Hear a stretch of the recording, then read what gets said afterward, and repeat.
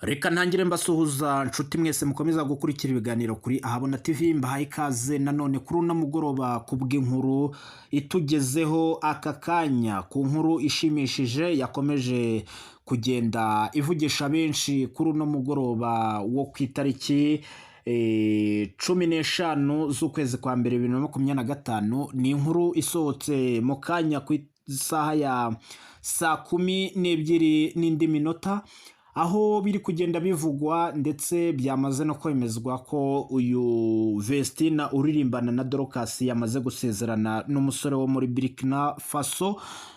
Ni umuhango wabereye ku murenge wa Kinyinya mu karere ka Gasabo, ubwo abasanzwe bahazi naho bakunze kwita ku Kagugu.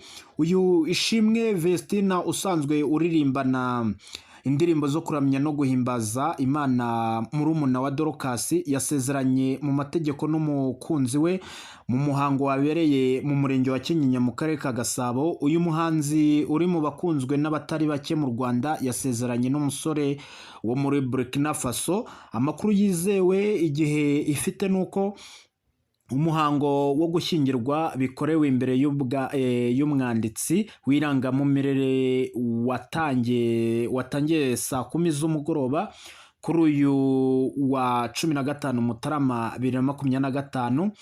Ariko muri uyu muhango akaba nta muntu n'umwe yari wemerewe gufata amashusho n'amafoto muri uyu muhango. Amakuru avuga ko ari itegeko ryatanzwe n'abareberera inyungu z'uyu mukobwa muri muzika, ubwo ni MI Empire cyangwa se M Irene. Ishimwe Vestina na Kamikazi Dorcas ni abavandimwe babiri bavuka mu karere ka Musanze, biyemeje kuririmbira Imana kuva mu myaka y'ubuto bwabo.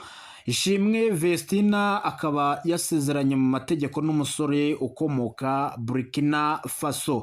Ni inkuru iri kugenda icicikana ku mbuga nkoranyambaga zigiye zitandukanye. Ni inkuru dukesha ibinyamakuru bigiye bitandukanye hirya no hino nk'Igihe cyangwa se na MI Empire. Iyi nkuru ikaba yamaze kuba yashimisha benshi bagiye batandukanye bakunda indirimbo z'aba bakobwa bombi, haba Vestina Ishimwe ndetse na Kamikazi. Akaba ari inkuru ishimishije mu ruganda rwa gospel cyangwa se indirimbo zahariwe kuramya no guhimbaza Imana. Iyi nkuru tukaba turi bukomeze kugenda tuyikurikirana uko biri bugende bikurikira, ariko ni inkuru benshi bakiriye neza cyane. Nkaba namaze kuba nabona nimero z'umuntu ushobora kuba azakora akazi ko kwemusenga cyangwa se kuyobora ibirori by'ubukwe bwabo. Akaba ari indi nkuru nabwo iri buze kubageraho vuba bidasanzwe, ko bavuga ko ubukwe bwabo buri buze kuba bwaba mu minsi iri imbere.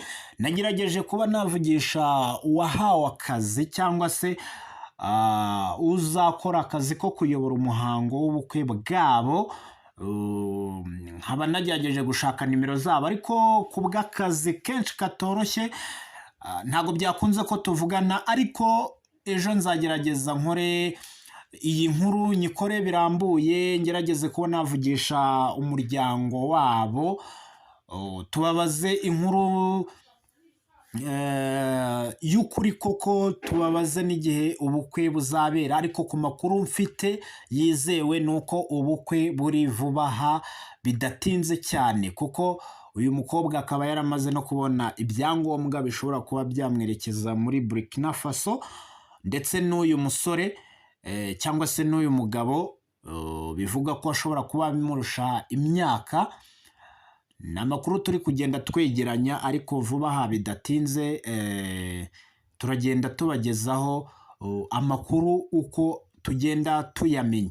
Iyi nkuru rero nifuje kuyibasangiza mwebwe nshuti mwe mwamaze gukora subscribe kuri Ahabona TV, ndetse nawe nimba utarayikora ukaba wari uri kureba iki kiganiro ukaba wari uri kumva ino nkuru, ndagira ngo umfashe unkandira aho handitse subscribe kugira ngo ukomeze no kugenda ukurikira izindi nkuru turi bugende dushyiraho, ariko mbasezeranyije ko ibiganiro bizakurikira bizaba birebana n'iyi nkuru ku buryo bwimbitse. Ubwo tugiye kwegeranya amakuru arambuye ku bijyanye n'ino nkuru. Reka mbashimire cyane rero, mumfashe mukande subscribe kugira ngo mukomeze gukurikirana ibindi biganiro birebana n'ino nkuru cyangwa se n'ibindi biganiro tuzajya tugenda dushyiraho. Reka mbashimire cyane rero, murakoze cyane. Ibiganiro byacu n'ubundi birakomeza bigende bibageraho umwanya ku wundi. Murakoze cyane.